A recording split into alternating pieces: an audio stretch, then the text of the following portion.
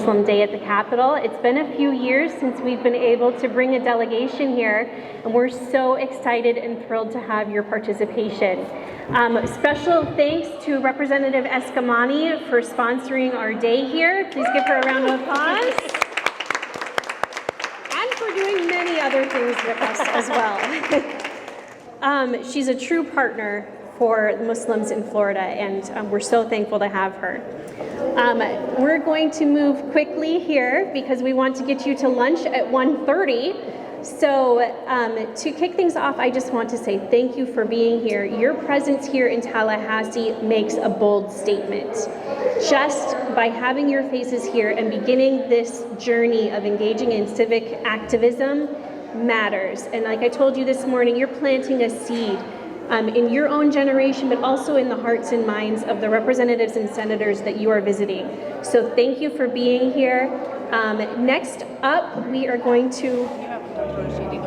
Yes. Next up, we're going to welcome Dr. Ahmed Rashidi. He lives here in Tallahassee, and he is going to join us as a very valued member of our community.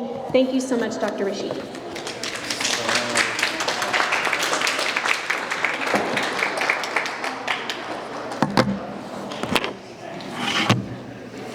Assalamu alaikum.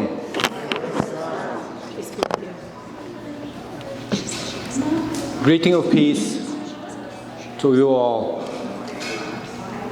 I stand here before you today, not just as a Muslim, not a Republican or a Democrat, red or blue, but I stand here before you today as a neighbor, as someone who believes that what makes America extraordinary is not just the dreams of life, liberty, or pursuit of happiness, but indeed the belief that are willing to fight for the dreams of others, of every American.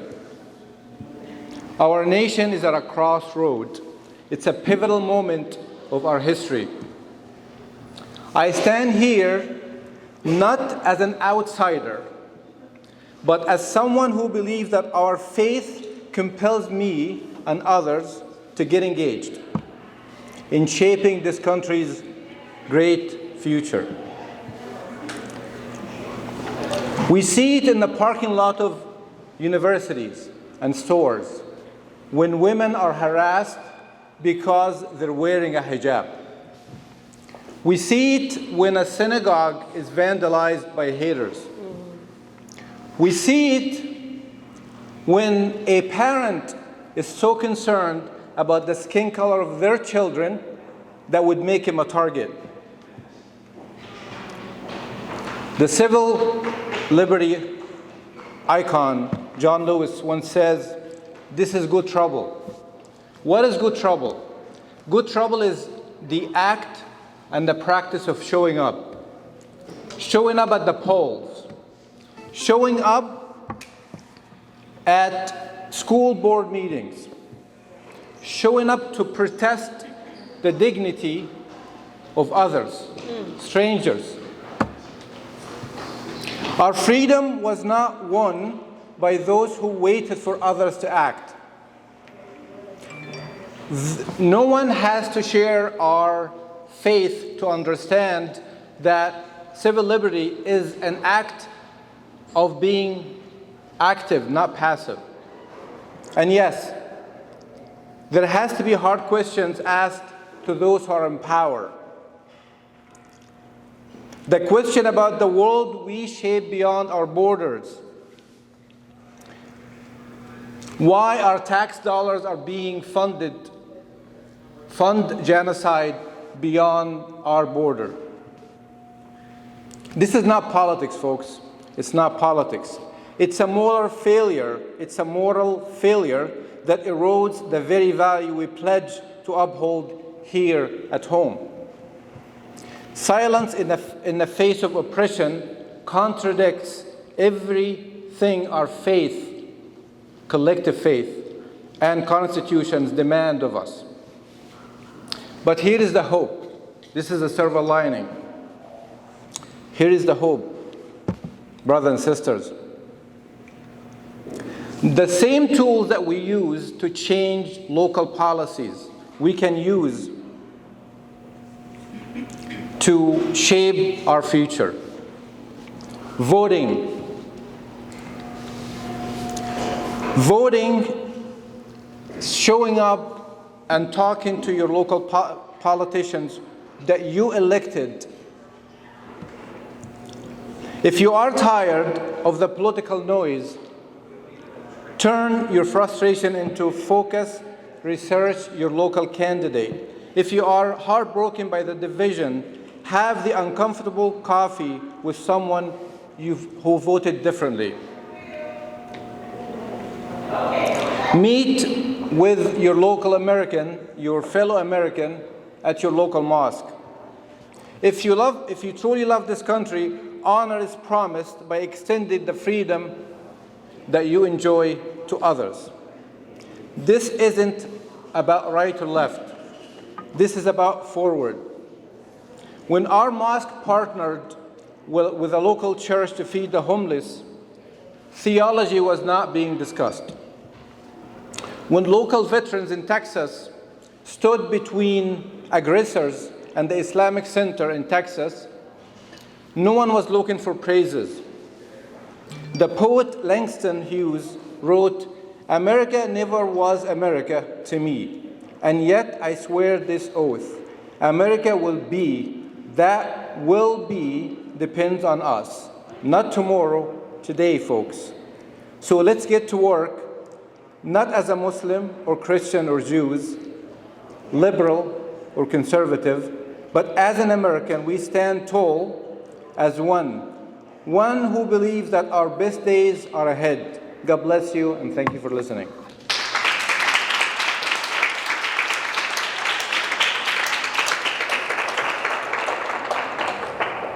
Thank you so much, Dr. Rashidi. We can always count on you.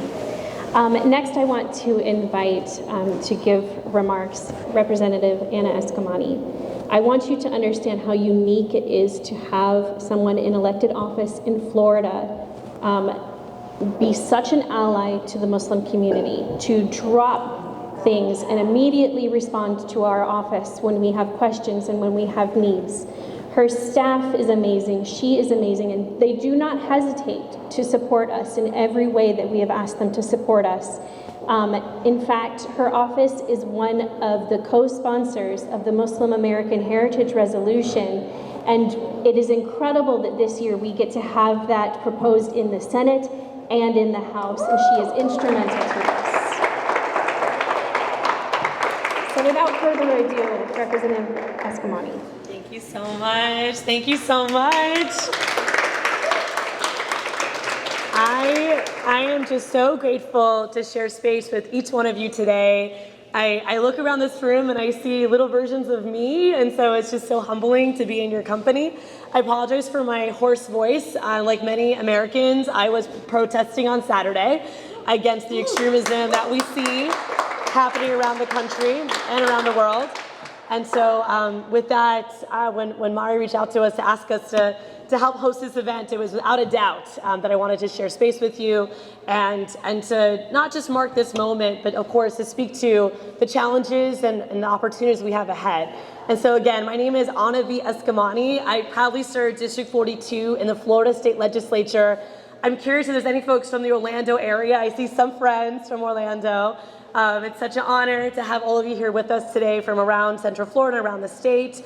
And of course, peace and blessings to everyone that are here. Assalamu alaikum. And I want to just stress that having Florida Muslim Day back at the Capitol is powerful. This is a day of advocacy, unity, and shared purpose. And again, I want to begin by thanking your amazing organizers. It is not easy to bring people together like this. And so can we give a round of applause to all the organizers and facilitators, to our community leaders, to Dr. Rishi, to students, everyone who made the journey to be here in Tallahassee. We thank you for that. Your presence matters, your voices matter, and your contributions to our state are powerful and essential. As a daughter of Iranian immigrants myself, I understand what it's like to live in the United States as a first generation from a country that is often in the news and not really for always positive reasons, to also live within a balance, to love this country as a country that's given my family so many opportunities, but to also be fighting within it for a better life for those who look like me, for those who live in countries around the world, like in Gaza. And so we're always in this balance, right, of loving the country that we call home, but also wanting it to be so much better, wanting to ensure that it lives up to the vision that I know my parents had when they made the journey from Iran to the United States. What I know to be true is that when we show up, it helps to shift policy and shift the narrative. That when we organize, we open doors, not just for ourselves, but for those that come after us. That when we lead with compassion, courage, and conviction, we not only demand justice, we will create it. And I don't have to tell anyone here that these are really challenging times, not just for issues happening around the world, but also just right here in the United States. We have a federal government that is abducting activists for peace, putting them into detention camps, sometimes even deporting them without due process, all because they spoke out and advocated for peace. These are really, really scary times. And so when I say that you are brave to be here, I mean it. You are incredibly courageous to continue to show up and be an advocate despite the environment around us. Today, you are not just visitors to the Capitol, you are agents of change, reminding lawmakers that Florida's Muslim communities are not a footnote in our state's story. We are, in fact, together a vital chapter. Whether you're advocating for civil rights or issues like affordable housing, equitable education, or peace abroad, your presence is a declaration that Florida belongs to all of us. So I want to thank you not only for what you do today, but what you do every day in advocating for civil rights and advocating for non-discrimination of all communities, Muslim, Jewish, Christian, everyone deserves to be able to live in this state safe and free of discrimination. Your work at the local level in supporting amazing nonprofits that do women's empowerment, that feed the homeless, provide mutual aid. We have amazing organizations in Orlando that provide free healthcare clinics to all of our neighbors. That leadership you show every single day is transformational, and it helps to speak to the incredible values that you possess as a shared community here in Florida. And I think it speaks to, again, the fact that as a community, you are showing up in times of joy, but also crisis. And I really hope that we can continue to build more opportunities to work together to solve some of our state's most challenging problems. Know that you have allies in the building, right here in the state capitol. I see you, I stand with you, and I will continue to fight alongside you for a Florida that welcomes all, protects all, and lifts all. Shukran, mercy, thank you so much.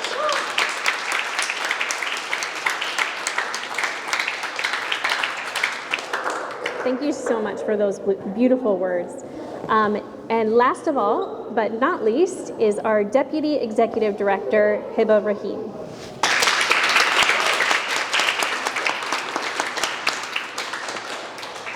Assalamu alaikum, everyone. Let's let the Capitol building feel your energy. Assalamu alaikum. Good afternoon. Again, my name is Hiba. I'm serving as the Deputy Executive Director for the Council on American Islamic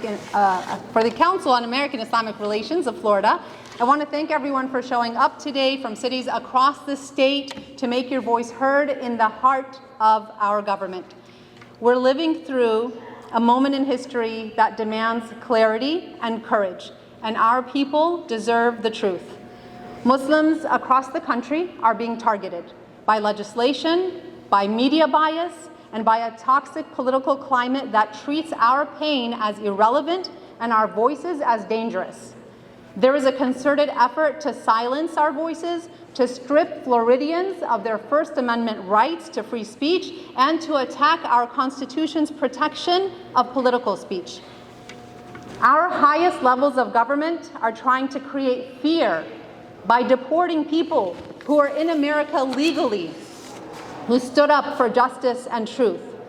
Rumeysa Öztürk, a Turkish PhD candidate at Tufts University, was picked up off the street by masked men not in uniform, because she wrote an op-ed criticizing Israel's genocide in Palestine. Mahmoud Khalil is behind bars, enduring the cost of telling the truth in a country that claims to protect free speech. Why are some of our elected officials so afraid to face reality? Why are they afraid to speak the truth? The internet is full of images, live videos witnessing these killings of babies without limbs, of babies whose entire heads are blown off of their bodies, innocent babies. Why have millions of Americans and people around the world rallied to the streets to oppose the genocide and the deliberate starvation of tens of thousands of children, but our government keeps sending money to fund the massacre? Why are our elected officials from county to state to federal levels sending billions of dollars to Israel, where Israelis enjoy free health care, while our veterans are suffering and our American children are at risk of losing free lunches and losing their health care? But Americans are starting to see the truth. This isn't about defense. This is about power. It's about profit and politics. And the American people, all of us, need to start putting America first. We need to restore our values of justice and freedom and human dignity. We need our senators and our representatives to be brave enough to do what's right, not what's politically convenient. And we're already seeing examples of courage. 15 members of the US Congress just voted to block weapons to Israel, and that's a real indication of moral clarity. And that's the leadership that we should be proud of. And activists are being heard too. Today, we were met with great news regarding SB 100, the political flags bill. That's one of our legislative priorities for today. It's in your legislative packets. It's one of the things we came here to advocate about, but you should know that activists and allies for months have been protesting and lobbying against this. SB 100 would have made it illegal for a government building to display a Palestinian flag, amongst other political flags as well, in a gross violation of free speech. Imagine if you're a government worker, a teacher, and you have Cultural Heritage Day, you can't have the Palestinian flag up. Imagine if you have a contract with the government, you can't have a Palestinian flag in your office or even on your mug, even though that's an indication and a representation of your cultural heritage. But today we found out that yesterday it was withdrawn.